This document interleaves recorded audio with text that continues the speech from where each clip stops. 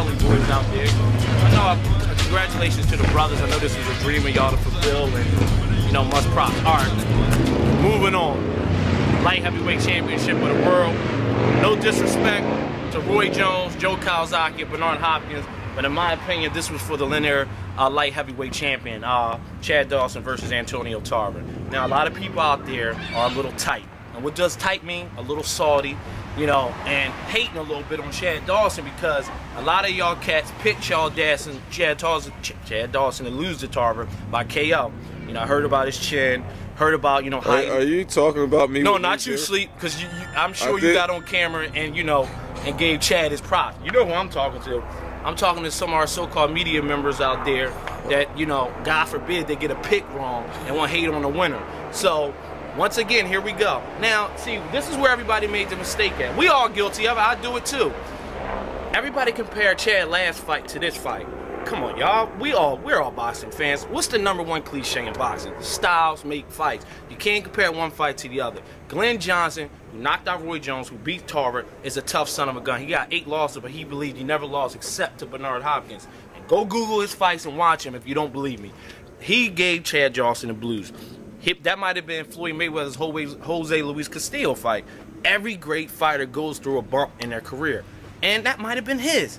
What I saw last night out there, family, was a dude throwing 5-piece combos. Now, this is a light heavyweight, mind you. This is not a welterweight or a junior welterweight or a lightweight.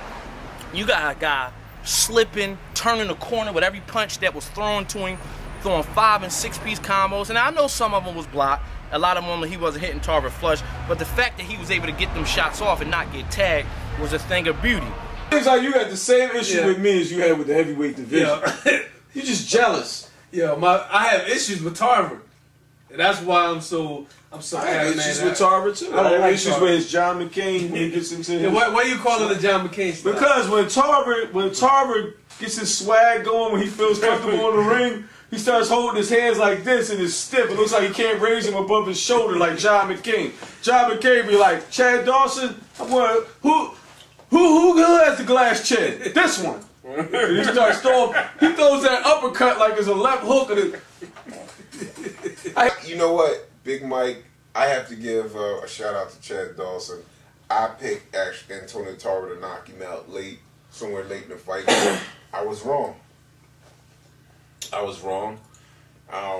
Although a lot of fire that he threw in the fight, he wasn't landing a whole lot of stuff. And you know what the evidence was? If you saw Antonio Tarver at the end of the fight, he didn't have.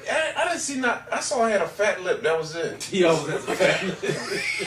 Oh, that's natural. My bad. You know what's funny? I think the Antonio Tarver got outworked heavily today, and I think that was really the problem. You know, because his punch out rate. If you even look at from that Bernard fight, you know, to now, you know what I mean, it just decreased. It seemed like after that first Roy fight, he just became unmovable. He threw way more punches in that fight than he did Bernard. Well, I mean, today, but I'm just saying, even look at the first Roy fight. When Roy's winning the show, he was like... Roy wasn't acting. But that's my point. You know, and your boys usually a counterpunch. He was more aggressive. I mean, ever since then, you know, he just stopped doing a lot of punches. A lot of time, you know, when Tarver was the aggressor and he was pressing and he was moving in, like you say, a lot of times Chad would get caught in situations where he did not need to be. Like he was getting hit with junk. Now, when he was effective was when he was putting a jab in there and had Tarver Tarver did deflect a lot of the shots. He didn't land cleanly, but when he did land cleanly, there was some highlight shots. He hit him with some real hard shots. So I don't know if it's Tarver got a great chin or Chad just really can't punch through his weapon. Chad can't punch. It's probably the latter. Knox last night said, you know, he was seeing some visions of Roy Jones from a left-handed stance. I don't think he has the athleticism. Actually, he's more technically sound than Roy Jones, which is a good thing, and it'll help him out later in his career. And what I'm going to get to, what I was most impressed about Chad Dawson, and this goes for any athlete out there, the kid has an upside, and I think he's coachable. And the reason why I say that is because I remember when he fought Tomas Adamek, he dropped his hands a lot in this fight. Every time he would throw a punch, he would go into a defensive mode and keep his hands like this in the peekaboo tight. So therefore, he worked on his defense. He worked on his ring generalship is off the meat rack. The way the dude he back paddles like he's running suicide drills. You remember them, Sleep? Shout out to the Police Athletic League clinics. You know, when you and then y'all don't know about suicide drills. It's a basketball drill when you touch the floor and you got to run backwards. You know, it's a calisthenic drill, and nobody back paddles like Chad Dawson in boxing, in my opinion. You know, we got some great slick boxers out there, and I made a comparison. A lot of people jumped on my neck about it. I'm not saying he's Floyd Mayweather. What I said was it was a Floyd Mayweather-esque type of performance. Right now, I'm just looking to see what Chad Dawson can bring to the table. If he can unify, if he can maybe fight the winner of Roy Jones, Calzaghe, and then we'll see what kind of pound-for-pound caliber fighter he is. Because when Floyd was like, he's the #1 pound-for-pound fighter in the world, I was like, I don't know about all that. Can you imagine if Chad Dawson, I know we said before, fought Calzaghe, how many punches would be thrown that round? They'd probably break a comedy box record. They have the potential to really air it out. Yeah. Yeah, I got my opinions on that particular fight, but this particular fight, I picked Antonio Tarver. Project Road Boxing, this is Coltrane known. Train had Chad. He had Chad, and he was very hyped calling us throughout the fight. I picked Antonio Tarver, hurting Chad Dawson, you know, somewhere throughout the fight. Which almost happened. It almost happened, but Chad fought an excellent fight. He stayed busy. He actually fought a counter-punching style, but with a lot of multiple punches that kept. Tarver wasn't able to actually counter-punch him at all. And then at the times he did, Chad actually displayed good defense. And the times we thought he might have been hurt a little bit, I think it was just Chad, you know, collecting himself throughout the ring. So I'm not going to take nothing from Chad Dawson. He fought an excellent fight. He stayed busy, kept the jab through combinations, actually worked the body early.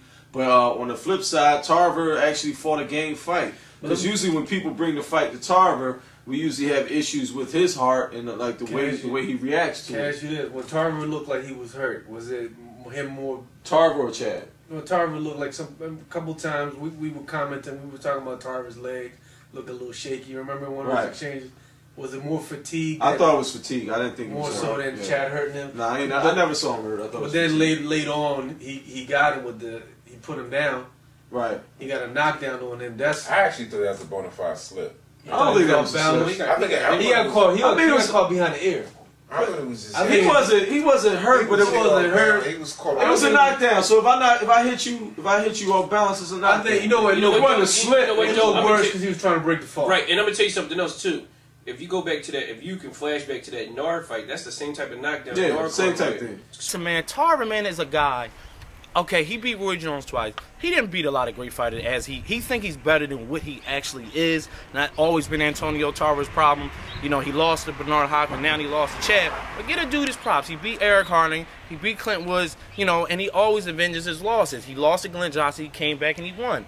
I'm not saying he's a great fighter, but he's a tough dude. You know what I'm saying? Like, don't sit up here because Chad won the fight and try to, you know, smash out on Tarver like he's some lame. That's all I'm saying. Like, give young Chad his props. You know, he did what Jermaine Taylor was unable to do.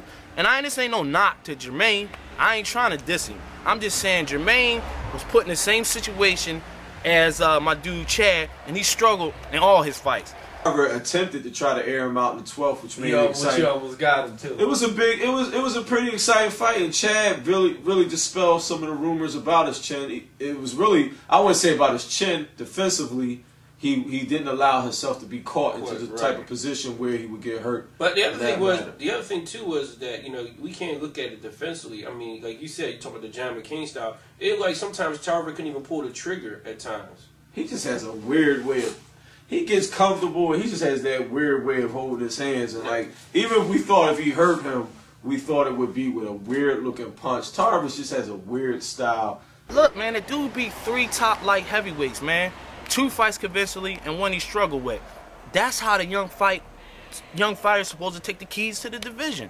Chad Johnson, man, in my opinion, is the best skilled fighter probably in boxing after what I saw last night. I know people saying it's a bandwagon thing. Y'all go, I challenge anybody out there, family. Name me a fighter, I don't care what weight class, that can throw 5-6 piece combos, slip with punches, and roll like he did for 12 straight rounds. Chad looked extremely sharp. You know, as far as Calzaghe, that's a different situation for a different day, which I don't think will happen. You know, I don't see the I don't think Calzaghe was part of that. But kudos to Chad. You know, I had some of his fans gave me heat. You know, with the Road Warrior when he fought him, And you know, I thought I had some issues.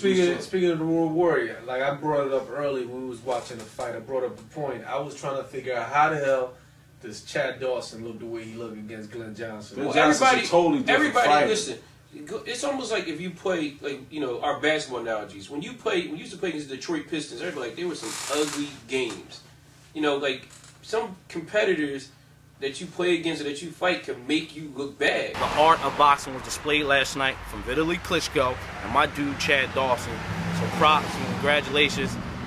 I hate us. I hate us. I hate us.